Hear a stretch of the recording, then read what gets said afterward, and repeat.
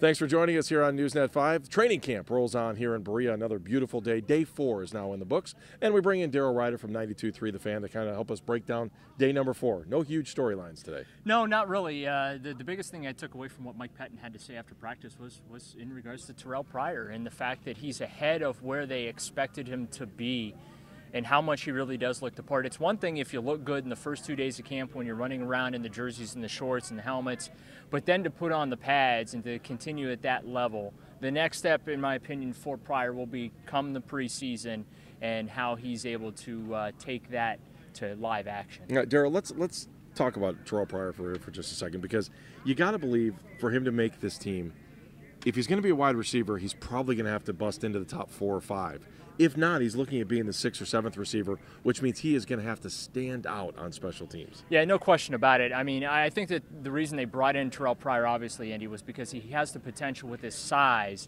to give them a different dimension at that position that they, quite frankly, don't have outside of Dwayne Bowe. And I don't think he really serves the Browns any good if he makes his football team, as you mentioned, as receiver number 5 or 6, because that means he's not getting on the field. That's right. If he makes his team, he needs to get on the field. He needs to be an option offensively for John DeFilippo and, of course, obviously Josh McCown. I like what I see from him so far. He has taken a very business-like, workman-like approach to this whole situation. We've seen, come on, we've covered this team a long time. We've seen a lot of bad receivers come through here, and he is far and above ahead of a lot of those guys. All right, Daryl, let's look ahead to this week, because it should be a fun week, especially for fans down in Central Ohio. We'll get to see the Browns play at the Shoe. It's going to be fun.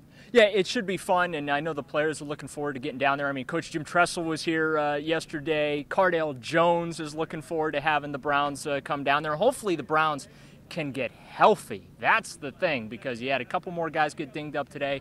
A couple of running backs are out. Terrence West should be back on Tuesday. We're not so sure about Duke Johnson. Mike Pettin saying today he could be out a little bit. Good news, though, on Billy Wynn. X-rays were negative. He is getting some further tests. So we'll see once those tests take place what the Browns ultimately say about him. But it doesn't sound like he's going to be back anytime soon. All right, Daryl Ruiter, thank you very much. We appreciate you watching here on Newsnet 5. And don't forget to click on us every day if you want updates on what's going on with the Cleveland Browns.